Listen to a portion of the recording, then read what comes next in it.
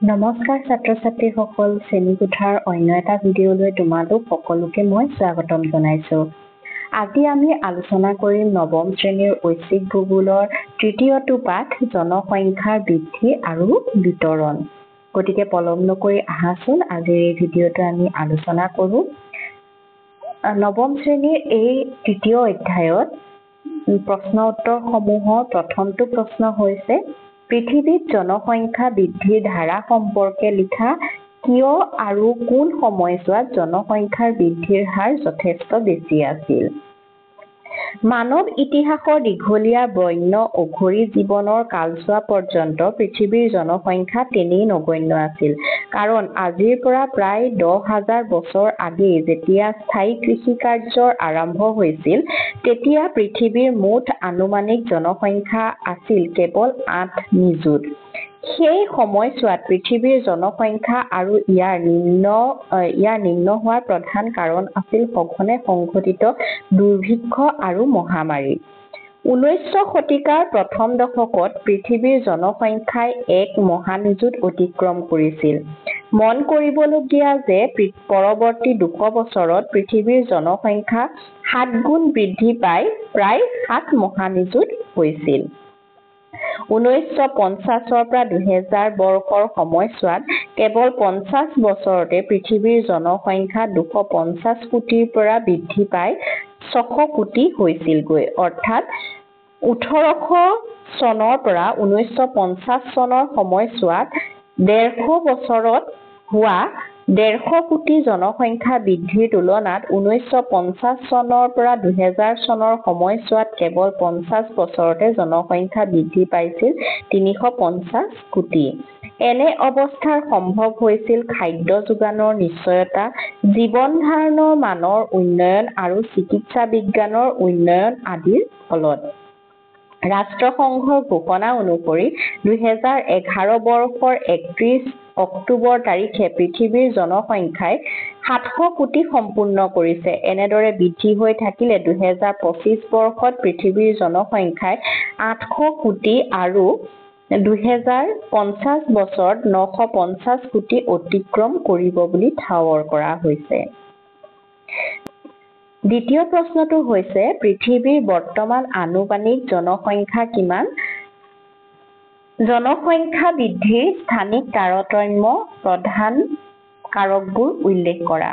পৃথিৱীৰ বৰ্তমান আনুমানিক জনসংখ্যা 800 কোটি। জনসংখ্যা বৃদ্ধিৰ স্থানিক তাৰতম্য প্ৰধান কাৰণবোৰ হৈছে জলবায়ু, ভূ-অৱয়ব, মৃত্তিকা, শক্তি আৰু খনিজ সম্পদ, যাতায়াত ব্যৱস্থা, আৰ্থ-সামাজিক অৱস্থা। তোমালোকে এইকেইটা কাৰণ 1, 2, 3, 4 কৈও লিখিব পাৰা বা এনেকৈ চাৰ্ট আকাৰতো লিখিব পাৰা। তাৰ পাছত আহিলে জলবায়ুৰ বিষয়ে অকমান আমি লিখিব লাগিব। যদিহে তোমালোকৰ পৰীক্ষাত প্ৰশ্নটো যে 2 নম্বৰ বা 3 নম্বৰ বুলি আহে তেতিয়া এইকণ লিখিলে হৈ যাব। আৰু যদিহে প্ৰশ্নটো তোমালোকৰ নম্বৰৰ সংখ্যা যদি বঢ়াই পেলাই 5 নম্বৰ বা 6 নম্বৰ আহে তেতিয়াহ'লে প্ৰত্যেকটো কাৰকৰ বিষয়ে তোমালোকে অলপ অলপ লিখিব লাগিব। গতিকে আমি বেছিকৈ নম্বৰ আহিব বুলি প্ৰস্তুত থাকিব লাগিব। যদিহে নাহে তেতিয়া আমি কম কৰি দিলেই হ'ব, হয় নাই? গতিকে জলবায়ুৰ বিষয়ে লিখিলে চৰম ভাৱাপন্ন জলবায়ু অঞ্চলত কৃষি কাৰ্যৰ বাবেও সুচল নহয়। ফলস্বৰূপে এনেবোৰ অঞ্চলত জনসংখ্যাৰ ঘনত্বও কম। নাতিশীতোষ্ণ জলবায়ুৰ অঞ্চলত কৃষি কাৰ্যৰ সুবিধা থকাৰ বাবে এনে অঞ্চলত ঘনত্বও বেছি। ভূ-অৱয়ব, উচ্চতা, ঢাল, নদ-নদী, ভূগৰ্ভৰ জলপৃষ্ঠ আদিৰ পাৰ্থক্যৰ বাবে জনসংখ্যাৰ বিতৰণ বেলেগ বেলেগ হয়। নদীগঠিত সমভূমি অঞ্চলত কৃষিকাৰ্য তথা যাতায়াত ব্যৱস্থা উপযোগীৰ বাবে জনসংখ্যাৰ ঘনত্বও বেছি। আনহাতে পাহাৰ পৰ্বতেৰে আৱৰা উচ্চতা ওখোৰা-মোখোৰা ঠাইবোৰ কৃষি আৰু যাতায়াতত সুচল নহয় বাবে সেই ঠাইবোৰত জনসংখ্যা অতি সেৰেঙা। ইয়াৰ পাছত আহিলে মৃত্তিকা। মৃত্তিকা মানে হৈছে মাটি। এখন ঠাইৰ ভূমিৰ ব্যৱহাৰ, উদ্ভিদৰ বৈচিত্ৰ্য আৰু কৃষিৰ মান ঠাইখনৰ মাটিৰ গুণাগুণে নিৰ্ণয় কৰে। সেয়েহে উত্তৰ ভাৰত আৰু পূব চীনৰ নদী গঠিত সাৰুৱা সমভূমি অঞ্চলবোৰত জনসংখ্যাৰ ঘনত্ব অত্যাধিক। ইয়াৰ পাছত আহিলে শক্তি আৰু খনিজ সম্পদ। সম্পদবোৰৰো প্ৰাচুৰ্যই জনসংখ্যা আকৰ্ষণ কৰে আৰু ইয়াৰ ফলতে জনসংখ্যাৰ ঘনত্ব বৃদ্ধি পায়। উদাহৰণস্বৰূপে ভাৰতৰ ছোটানাগপুৰ অঞ্চল। তাৰপিছত আহিলে যাতায়াত ব্যৱস্থা।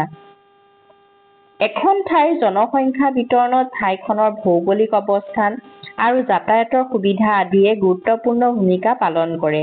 সেয়েহে উন্নত যাতায়াত ব্যৱস্থা থকা নদী গঠিত সমভূমি অঞ্চল আৰু উপকূলীয় সমভূমি অঞ্চলবোৰ মানুহৰ বসবাসৰ বাবে অতি উপযোগী। আৰ্থ-সামাজিক অৱস্থা। যিবোৰ ঠাই আৰ্থ-সামাজিকভাৱে উন্নত তালৈ সদায় নিয়োজন আৰু অন্যান্য সুবিধা লাভৰ বাবে মানুহ আকৰ্ষিত হয়, কাৰণ আৰ্থ-সামাজিকভাৱে উন্নত ঠাইবোৰৰ বহন ক্ষমতা সদায় বেছি। ইয়াৰ পাছত আহিলে তৃতীয়টো প্ৰশ্নত আহিলে যে পৃথিৱীৰ বৰ্তমান জনসংখ্যা বৃদ্ধিৰ আঞ্চলিক তাৰতম্যৰ এটা ছবি দাঙি ধৰা।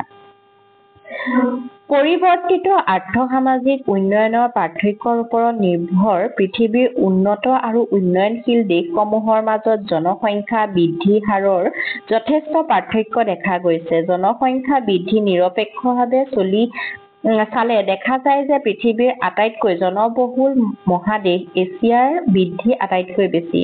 কাৰণ 1750 পৰা 2000 বৰ্ষৰ কালছোৱাত এছিয়া মহাদেশৰ জনসংখ্যা 502 নিযুতৰ পৰা বৃদ্ধি পাই 3680 নিযুত হৈছিলগৈ।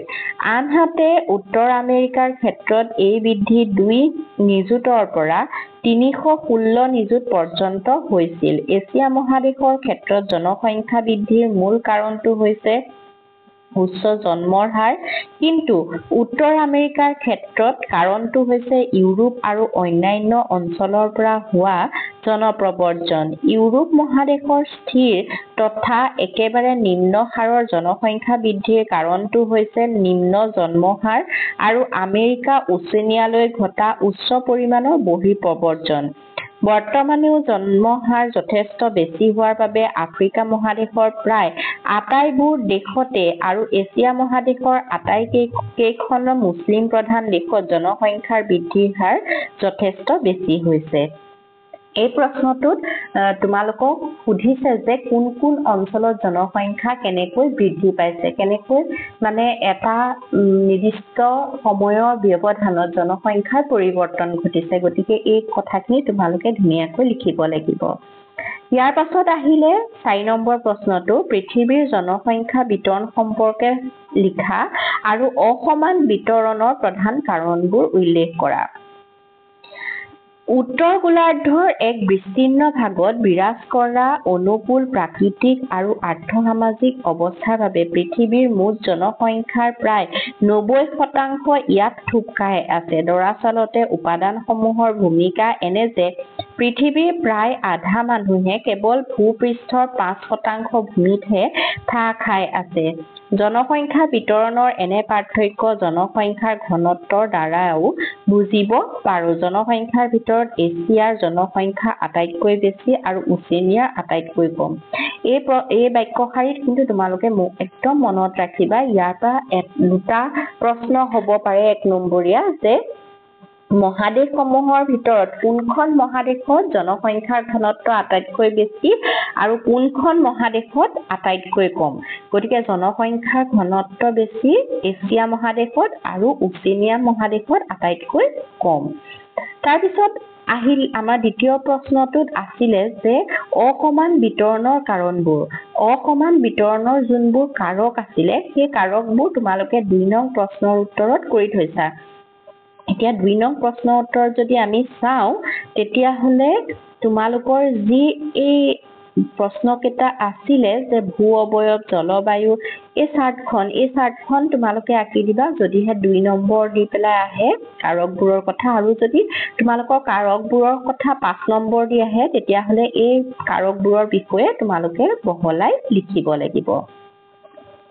ইয়াৰ পাছত আহিলে 5 নম্বৰ প্ৰশ্ন। 5 নম্বৰ প্ৰশ্নত আছে যে জনসংখ্যা বিতৰণত ভূ অৱয়ব আৰু জলবায়ু সম্পৰ্কে উদাহৰণ সহ আলোচনা কৰা।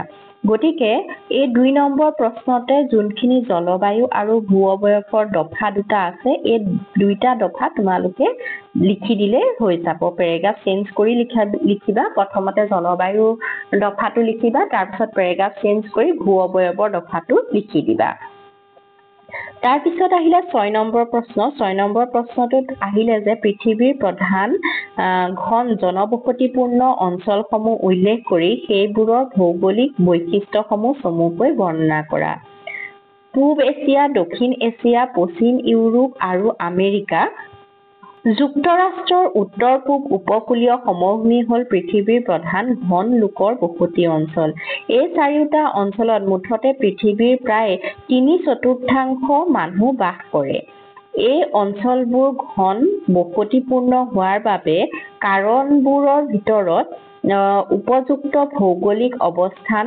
নদী তথা উপকূলীয় সমভূমিৰ প্ৰাচুৰ্য অনুকূল জলবায়ু খনিজ সম্পদৰ প্ৰাচুৰ্য যাতায়াতৰ সুবিধা উদ্যোগ বাণিজ্যৰ বিকাশ আদিয়ে অন্যতম উপৰোক্ত ঘন বসতিপূৰ্ণ অঞ্চলবোৰৰ উপৰি দক্ষিণ আমেৰিকাৰ উপকূলৱৰ্তী অঞ্চল আফ্ৰিকাৰ নীল অৱবাহিকা পশ্চিম আফ্ৰিকাৰ উপকূল দক্ষিণ পূব এছিয়া আদিতো জনসংখ্যাৰ ঘনত্ব যথেষ্ট বেছি গতিকে আজি আমি ইমানতে সমাপ্ত কৰিছো যদি তোমালোকে প্ৰশ্ন উত্তৰসমূহ ভাল পাইছা তেতিয়া হলে লাইক কমেন্ট আৰু শেয়াৰ কৰিবা লগতে আমাৰ চেনেল শ্ৰেণীকোঠা তোমালোকে সাবস্ক্ৰাইব কৰি থবা গতিকে আজিলৈ আহো ধন্যবাদ